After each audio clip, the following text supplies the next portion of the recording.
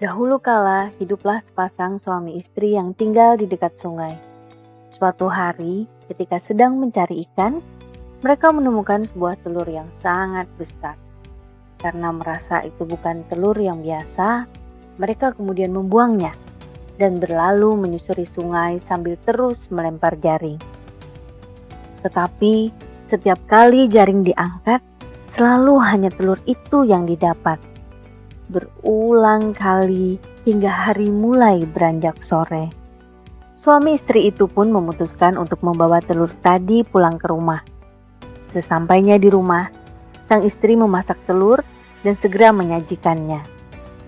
Ternyata tidak lama setelah makan, badan mereka terasa gatal dan mulai muncul sisik di sekujur tubuh keduanya.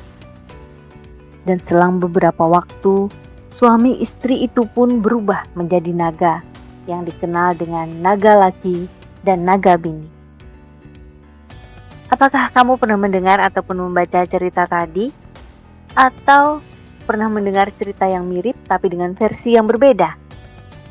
Ceritanya tampak tidak masuk akal dan biasanya diceritakan secara lisan dari satu orang ke orang lainnya. Bahkan, kita tidak tahu siapa yang mengarang cerita tersebut.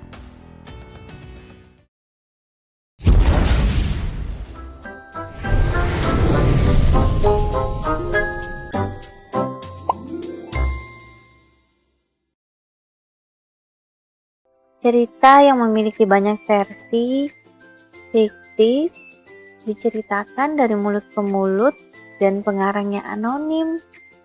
Bukankah itu cerita rakyat? Ya, kamu benar. Itu tadi ciri-ciri dari cerita rakyat. Cerita rakyat adalah cerita yang berasal dari suatu daerah yang disebarkan secara lisan dan sampai sekarang masih diceritakan oleh orang tua ke generasi penerusnya. Tujuannya bisa sebagai sarana hiburan, sarana pendidikan karena di dalamnya terkandung banyak nilai yang patut diteladani dan dapat juga bertujuan sebagai sarana pelestarian budaya suatu daerah. Cerita rakyat memiliki beberapa jenis loh. Yang pertama, ada mitos. Mitos merupakan cerita yang bersifat mistis dan oleh sebagian orang dipercaya kebenarannya. Contoh, ada mitos tentang kuyang, sanja kuning, anak sima, dan lain-lain. Kemudian ada legenda. Cerita dalam legenda mempunyai unsur yang memuat sesuatu terkait dengan asal-usul terjadinya suatu daerah atau tempat. Misalnya, asal-usul Batu Benawa, Tangkuban Perahu, Danau Toba, dan masih banyak lagi legenda lainnya dari seluruh Nusantara. Jenis cerita rakyat yang lain adalah dongeng. Cerita pada dongeng tidak dianggap benar-benar terjadi, melainkan fiktif atau hayalan semata. Selain sebagai hiburan, dongeng bertujuan sebagai pendidikan, karena selalu memiliki nilai-nilai yang patut untuk kita teladani. Contohnya, ada dongeng bawang merah dan bawang putih, dongeng si kancil, dongeng timun mas, dan masih banyak dongeng lainnya yang tentu kamu pernah mendengar ataupun membacanya. Setiap daerah di Indonesia memiliki cerita rakyat tersendiri yang berkembang lalu diceritakan hingga tersebar ke seluruh penjuru Nusantara.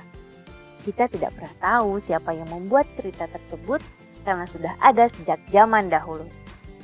Nah, sekarang kamu sudah tahu banyak kan mengenai cerita rakyat, tentang bagaimana ciri-cirinya dan apa saja jenisnya.